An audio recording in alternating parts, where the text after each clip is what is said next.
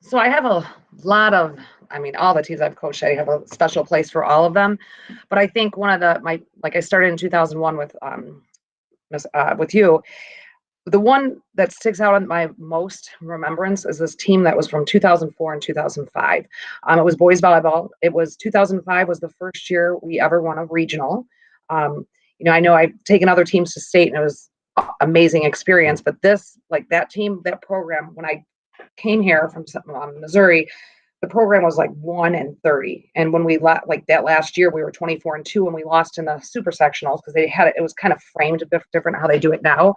But 2004, there was a special needs boy who I'm still very close to. He texts me all the time, who had him on the team. So in 2004, the newspapers wrote up a huge report about him, about Lewis. And if some of you were at any of the girls' volleyball games in the last 2 years or football games, he is still the biggest Minooka guru there is. He comes to every baseball game, every volleyball game, he doesn't hit soccer, but he hits every football game. His name is Lewis Skinner, and he was always too nervous to play. He was like, I'd be like, Lou, I could get you in right now, and he's like, no, I'm not ready.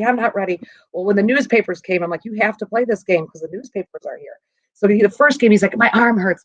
He didn't want to get it, and then finally we were up by a lot, and he said, I'm ready, coach. And so everybody, if you look at the newspaper article, I believe somebody's like high-fiving him as he's coming off or going back off the bench, but he was always had like a towel over his head and winging it.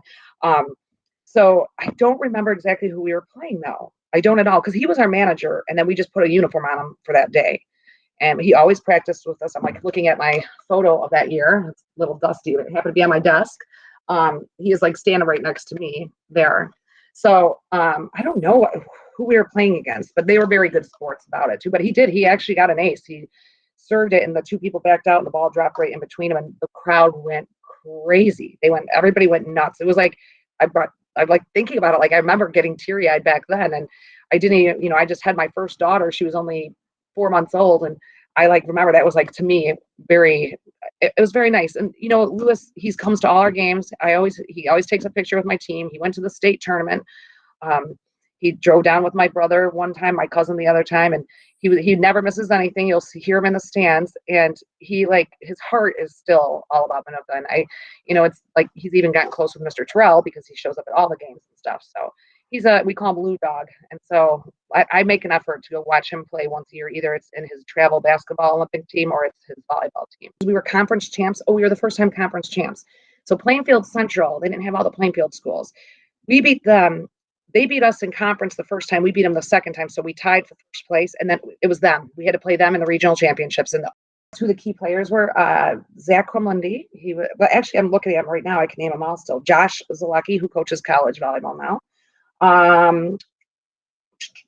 Brian Danielson. He coaches like club. Grant Lehman. Actually, 1, 2, 3 of them all went to college together at St. Ambrose and played on their team that won one went to Lewis, and then the other 3 went to St. Ambrose together, and they're all still good friends. And then Zalecki, he went to like New York somewhere to play.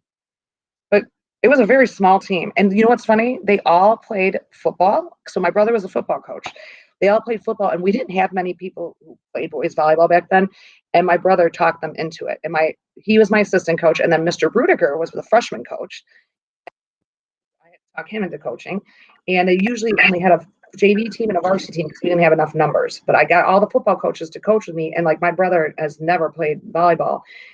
I look in his gym, he's running drills like he's running passes. I'm like, oh, that's a good idea. So I actually learned from these coaches who never coached volleyball different ways to teach volleyball to players who never played before.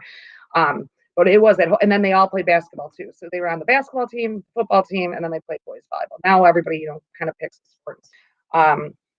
There's something special in that group, and every single one of them still coaches the game of volleyball.